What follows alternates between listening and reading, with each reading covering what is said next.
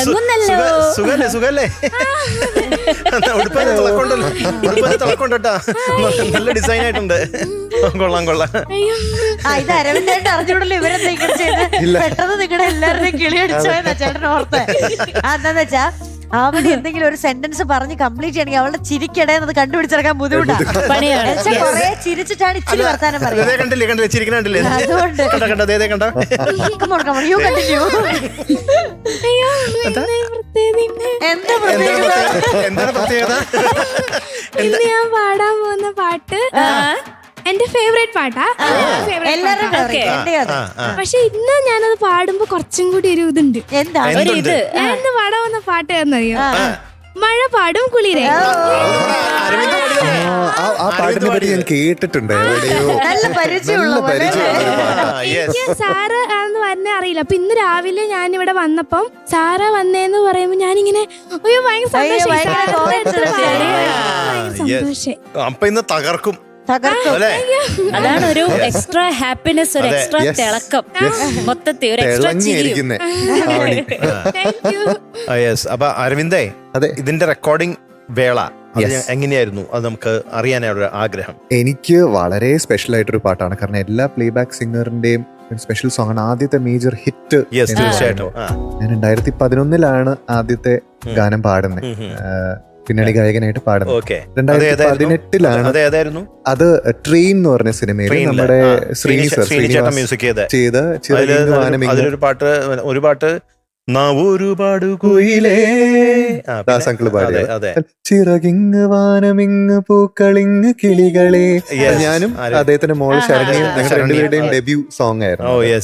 2018 മഴ പാടും വരുന്നത്. 17 റെക്കോർഡ് ചെയ്ത് 18 റെക്കോർഡ് ചെയ്യുന്നത്. അപ്പൊ ഈ റെക്കോർഡിങ്ങിനെ പറ്റി സംസാരിക്കുകയാണെങ്കിൽ കുറെ ഉണ്ട് പറയാൻ വേണ്ടിട്ട്. കാരണം ഒരു 6 മാസത്തെ പ്രോസസ് ആയിരുന്നു ഈ ഒരു റെക്കോർഡിംഗ്. കാരണം ഈ പാട്ട് ഇവര് ഡിസൈഡ് ചെയ്തത് എന്നെ കൊണ്ട് പാടിപ്പിക്കണം എന്ന് തന്നെയായിരുന്നു. ദീപകേട്ടനും ജിസേട്ടനാണ്. അതെ, ജിസ് ജോയ് പുള്ളിയാണ് ഈ സിനിമയും ഈ പാട്ടും എഴുതിയും സംവിധാനം ചെയ്തത്. സിനിമ സംവിധാനം ചെയ്തത്, പാട്ടിന്റെ ലിറിസിസ്റ്റും ജിസേട്ടൻ തന്നെയാണ്. ജിസേട്ടൻ എന്റെ 1-2 ഈ കപ്പ ടിവിയിലത്തെ കവർ സോങ്സ് ഒക്കെ കേട്ടിട്ട് ഇഷ്ടപ്പെട്ടിട്ട് എന്നെ കൊണ്ട് പാടിപ്പിക്കണം എന്നായിരുന്നു ഇവരുടെ. അപ്പൊ ആദ്യം ഇത് കൺസീവ് ചെയ്ത ഒരു സോളോ സോങ് ആയിട്ടായിരുന്നു. അപ്പൊ ഞാൻ ദീപകേട്ടൻ എന്നെ വിളിക്കുന്നു. അപ്പൊ അദ്ദേഹത്തിന്റെ ഒരു പാട്ട് കിട്ടുക എന്ന് പറഞ്ഞാൽ അന്ന് ആ സമയത്ത് അൾട്ടിമേറ്റ് ആണ്. ഇപ്പോഴും അദ്ദേഹത്തിന്റെ ഒരു പാട്ട് കിട്ടുക എന്റെ ഫേവറേറ്റ് മ്യൂസിക് ഡയറക്ടറാണ്.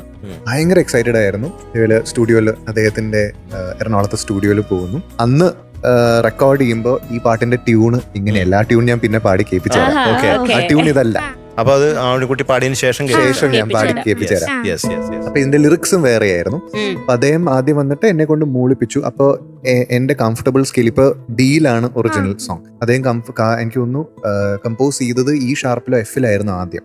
എനിക്ക് ഹൈ റേഞ്ച് എത്തില്ലായിരുന്നു. അപ്പൊ അതിലേക്ക് അരവിന്ദേ വേണ്ട എന്ന് പറഞ്ഞ് നമുക്ക് കുറയ്ക്കാം എന്ന് പറഞ്ഞു എന്റെ വോയിസിന് സൂട്ട് ചെയ്യുന്ന രീതിയിലാണ് സോങ് കമ്പോസ് ചെയ്തത്. അപ്പൊ അത് എനിക്ക് ആദ്യമായിട്ടുള്ള ഒരു അനുഭവമായിരുന്നു. സാധാരണ എല്ലാം കഴിഞ്ഞിട്ട് അവസാനമായിരിക്കും ഞാൻ പോയി പാടുന്നത്. ഇൻസ്ട്രുമെന്റേഷൻ എല്ലാം കുറച്ചൊക്കെ ബാക്കി ഉണ്ടാവുള്ളൂ. എല്ലാം സെറ്റാണ്, പിന്നെയാണ് നമ്മൾ പോയി പാടുന്നത്. ഇത് പുതിയൊരു അനുഭവമായിരുന്നു. പിന്നെ അത് കഴിഞ്ഞിട്ടൊരു 3-4 മാസം സൈലൻസ് ആണ്. അപ്പൊ ഞാൻ മാറ്റിക്കാണും, ഞാൻ പാടിയത് ഇഷ്ടപ്പെട്ട് കാണില്ല. അപ്പൊ അത് കഴിഞ്ഞിട്ടാണ് പറയുന്നത്, ഇല്ല ഷൂട്ടിംഗ് കുറച്ച് താമസിച്ചിട്ടുണ്ടായിരുന്നു. ഈ പാട്ട് ഷൂട്ട് ചെയ്യുമ്പോൾ അവര് വിചാരിച്ചു പാട്ടിന്റെ വിഷ്വൽസ് ചെറുതായിട്ട് മാറി. അപ്പൊ പാട്ടിന്റെ ട്യൂണും ചെറുതായിട്ട് മാറിയിട്ടുണ്ട്. ഇപ്പൊ ട്യൂൺ മാറി. രണ്ടാമത് പോയി പാടുമ്പോഴാണ് ഈ ട്യൂൺ ആവുന്നത്. അപ്പൊ പാടുമ്പോഴും സോളോ സോങ് ആണ്. മൂന്നാമത് വീണ്ടും പോയി പാടുമ്പോ ഒന്ന് ലിറിക്സ് ചേഞ്ച്, 2-3 സ്ഥലത്ത് ലിറിക്സ് ചേഞ്ച് ഉണ്ടായിരുന്നു. അപ്പൊ അത് മാറ്റി പാടണമായിരുന്നു. അന്ന് പോകുമ്പോഴാണ് അത് അപർണയാണ് എന്റെ കൂടെ പാടുന്നത്. അപ്പൊ ഈ പാട്ടിന്റെ എനിക്ക് തോന്നുന്നു പ്രോമോ ആയിട്ട്, ഈ പടത്തിന്റെ പ്രോമോ ആയിട്ട് ആദ്യം റിലീസ് ചെയ്ത ഈ പാട്ടാ. അപ്പൊ ആ പാട്ടിൽ ഞാനും അപർണയും പാടുന്നതായിട്ടുണ്ട്. അപ്പൊ അന്നാണ് ഞാൻ അറിയുന്നത് അപർണയാണ് എന്റെ ഡുവറ്റ് പാടുന്നത്. അന്നാണ് അപർണ ആദ്യമായിട്ട് കാണുന്നത്. അന്നാണ് അപർണ റെക്കോർഡ് ചെയ്യുന്നതും. എന്റെ ലിറിക്കൽ ചേഞ്ചും അപർണ ഫുൾ സോങ്ങും റെക്കോർഡ് ചെയ്യുന്ന അന്നാണ്. അത് പാട്ടിന്റെ രൂപം ഭാവമൊക്കെ അത് എനിക്കിപ്പോഴും ഓർമ്മയുണ്ട്. ഷൂട്ട് ചെയ്യാൻ വന്നത്, ഈ പാട്ടിന്റെ മ്യൂസിക് വീഡിയോ ഷൂട്ട് ചെയ്യാൻ വന്നത് നമ്മുടെ ഗിരീഷ് പുത്തഞ്ചേരി സാറിന്റെ മകൻ ജിത്തിനാണ്. ജിത്തിനാണ് ക്യാമറ ആയിട്ട് അത് ഷൂട്ട് ചെയ്യാൻ വരുന്നത്. So I have to all thanks to Deepak and Jisaidan. എന്റെ ഒരു ഫസ്റ്റ് മേജർ ഒരു മൈൽ സ്റ്റോൺ ആണ് എനിക്ക്. ദീപു എന്റെ വളരെ അടുത്തൊരു സുഹൃത്താണ്. സംഗീത സംവിധായകൻ, ഗായകൻ എന്നുള്ള രീതിയിലല്ല, അല്ലാതെ തന്നെ ഞങ്ങൾ നല്ല ക്ലോസ് ആയിട്ടുള്ള ഫ്രണ്ട്സ് ആണ്. ഇവിടെ കുറെ നാൾ നമ്മൾ ഒരുമിച്ചുണ്ടായിരുന്നു. അതെ, നമുക്കെല്ലാം വളരെ മീനുട്ടിയുടെ ഒക്കെ വളരെ ഇഷ്ടമാണ്. അപ്പോ എന്തായാലും ഈ പാട്ട് എനിക്കും വളരെ ഇഷ്ടമാണ്. ഈ പാട്ടൊക്കെ കേട്ടിട്ടാണ് ഞാനും ഫാനായത്. ഓക്കെ. അപ്പോൾ 2017 ഈ പാട്ട് പാടി അത് ഹിറ്റായി നമ്മുടെ അരവിന്ദേട്ടൻ. അപ്പൊ ഇത് ഇന്ന് നമ്മുടെ ആമണിക്കുട്ടി പാടി ഇതും ഹിറ്റാവട്ടെ, വീണ്ടും ആ പാട്ട് വീണ്ടും കൂടി ഹിറ്റാവട്ടെ, അതിനെക്കാട്ടിലും ഹിറ്റ് ആമണിക്കുട്ടി ഹിറ്റാവട്ടെ, വൈറലാവട്ടെ. നന്നായിട്ട് പാടി കഴിഞ്ഞാൽ അരവിന്ദേട്ടൻ അവിടെ ഒന്ന് കൂടെ ഒന്ന് 2 ലൈൻ അതെ പാടില്ലേ അരവിന്ദേ? പാടും, തീർച്ചയായിട്ടും. Okay okay, all the best. Thank you sir. ദൂരെ ദൂരെ വിണ്ണിലെ മണിത്താരകം താഴെ വന്നു, മെല്ലെ മെല്ലെ നെഞ്ചിലെ മായച്ചാമരം വീശിയെങ്ങോ, കണ്ണിൽ കണ്ണിൽ കണ്ണിലെ പേരിൽ താമരപ്പൂ വിരിഞ്ഞോ, തീരാ നോവിൻ ഈണങ്ങൾ കണ്ണീർ കവിതകളായലഞ്ഞോ.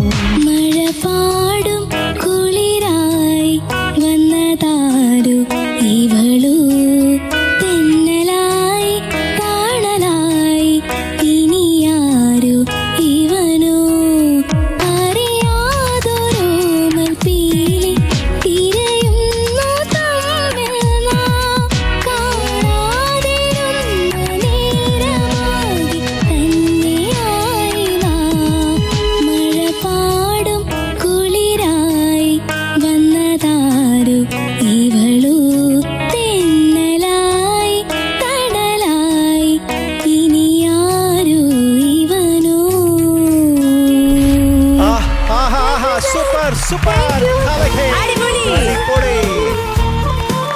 നമ്മള് പാട്ട് പാടിയ ആളെ എണീപ്പിച്ച് നിർത്തി. അതെ. വേറെ ലെവൽ പെർഫോമൻസ് ആയിരുന്നു. അരവിന്ദേട്ടാ എങ്ങനെയുണ്ടായി? ആവണിക്കുട്ടി എന്താ സാർ? Extremely good, extremely.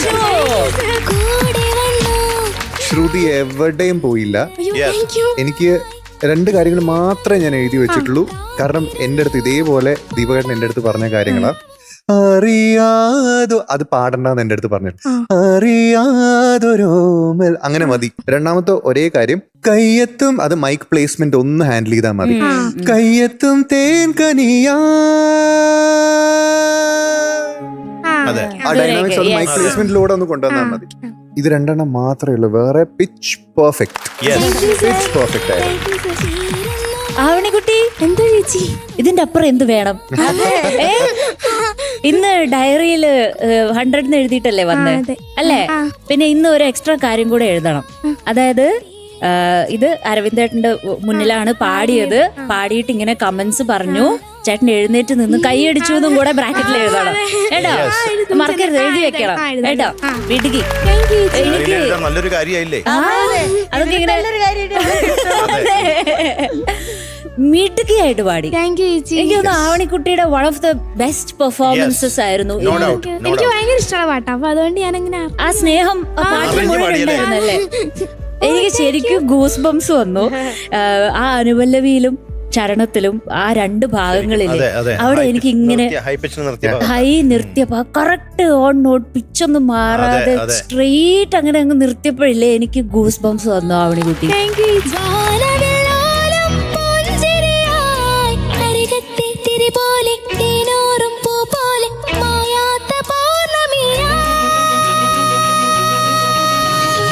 ദൂരെ ദൂരെ വിണ്ണിലെ മണിത്താരകം താഴെ വന്നു.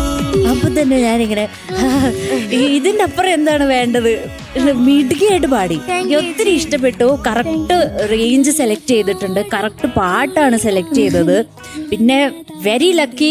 ആവണിക്കുട്ടി ഭയങ്കര ലക്കിയാണ് ഇന്ന് ചേട്ടന്റെ മുന്നിൽ വെച്ചിട്ടാണ് പാട്ട് ഐ പാടി. Am extremely lucky. ഞാൻ എന്റെ ജീവിതത്തിൽ ആദ്യമായിട്ടാണ് ഒരു റിയാലിറ്റി ഷോയില് എന്റെ പാട്ട് ഒരു കണ്ടസ്റ്റന്റ് പെർഫോം ചെയ്യുന്നത് ഞാൻ കാണുന്നത്. ആൻഡ് കോയിൻസിഡന്റ്ലി ഞാൻ ഇവിടെ ഇപ്പുറത്തെ സൈഡിലുണ്ട് നേരിട്ട് കാണാൻ. സോ വിറ്റ്നസ് ചെയ്യാനുണ്ട് അല്ലേ? അതാണ് മോനെ കേട്ടോ. Really something. എനിക്ക് വളരെ സ്പെഷ്യൽ ആണ്. അപ്പൊ ആവണിക്കുട്ടി എന്തോ സാർ? സൂപ്പർ ആയിരുന്നു. Thank you. ഒന്നും പറയാനില്ല. താങ്ക് യു ഞാൻ സാർ. പേനക്കായ കൊണ്ട് ഞാൻ തൊട്ടിട്ടില്ല. എന്തിനാണ് ഈ സാധനം? അതെ, എന്തിനാണ്? ഇങ്ങനെയൊക്കെ പാടുമ്പോൾ എന്തിനാണ് ഈ സാധനം തോന്നിപ്പോവാണ്.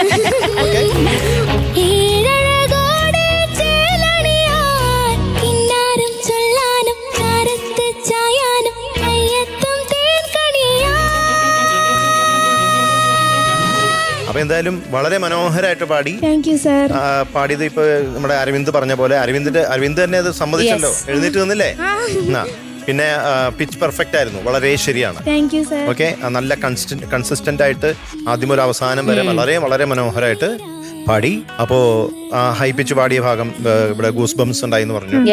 അതുപോലെ തന്നെ ഗൂസ് ബംസിന്റെ അത്ര ആയില്ലെങ്കിലും എനിക്കങ്ങനെ അങ്ങനെ ഈസി ആയിട്ട് ഗൂസ് ബംസ് വരാറില്ല. അല്ലെങ്കിൽ പിന്നെ എനിക്ക് വല്ല ഒരു പ്രശ്നമുണ്ട്, ഈ പോളിസ്റ്റർ തുണിയിലേക്ക് ഇങ്ങനെ മാന്തൂല്ലേ,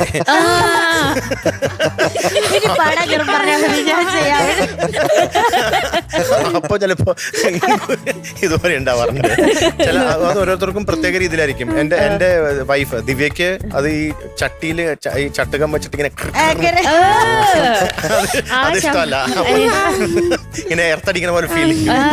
അങ്ങനെ ചിലവർക്ക് ചില കാര്യങ്ങളുണ്ട് അങ്ങനെ. ഓക്കെ, അപ്പൊ ഇതുപോലെ എനിക്ക് അത്രയും ഗൂസ് ബംസ് വന്നില്ലെങ്കിലും ഭയങ്കര ഇഷ്ടമായി.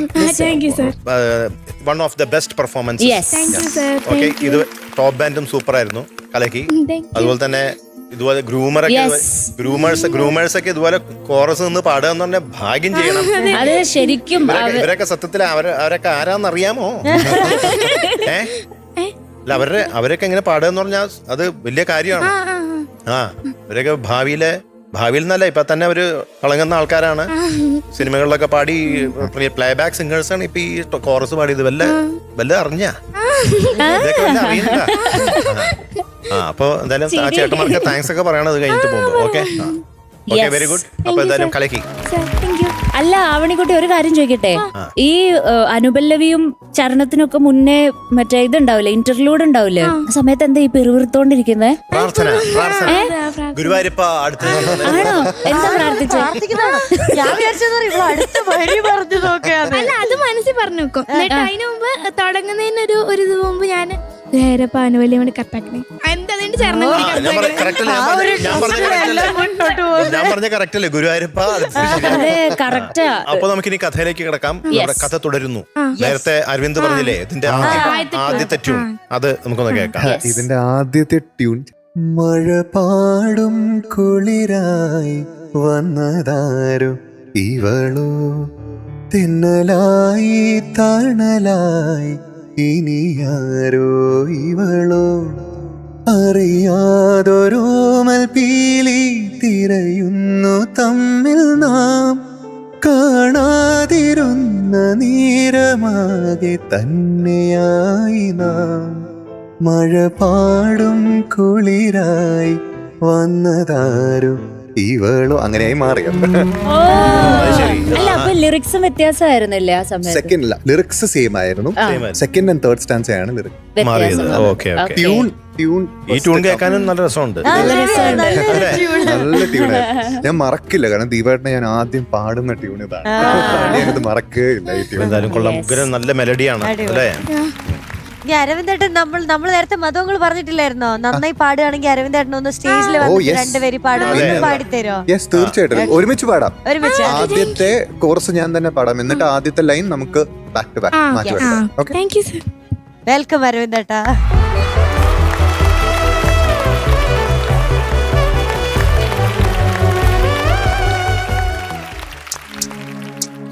ദൂരെ ദൂരെ വിണ്ണിലെ മണിത്താരകം താഴെ വന്നോ, മെല്ലെ മെല്ലെ നെഞ്ചിലെ മായച്ചാമരം വീശിയെന്നോ, കണ്ണിൻ കണ്ണിൽ കണ്ണിലെ തേരിൽ താമരപ്പൂ വിരിഞ്ഞോ, തീരാമോവിൻ നീളങ്ങൾ കണ്ണീർ കവിതകളായലഞ്ഞോ, മഴ പാടും കുളിരായി വന്നതാരോ ഇവളോ, തിന്നലായി തണലായി ഇനിയാരോ ഇവനോ, അറിയാതൊരോമൽ തീരും തിരയുന്നു തമ്മിൽ നാം, കാണാതിരുന്ന നേരമാകെ തന്നെയായി നാം, മഴ പാടും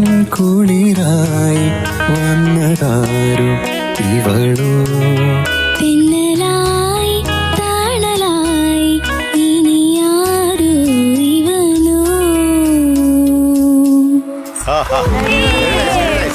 സൂപ്പർ സൂപ്പർ.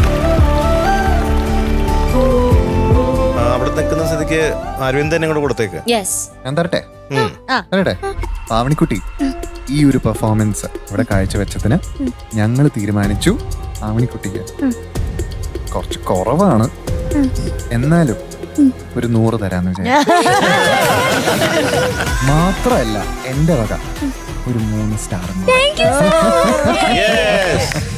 അപ്പോ ആവണിക്കുട്ടിക്ക് ഇന്ന് കിട്ടിയിരിക്കുന്ന മാർക്ക് എന്ന് പറയുന്നതായിട്ടുള്ളത് it is 100 out of 100. പോരട്ടെ ഒരു മധുര പെരുമഴ.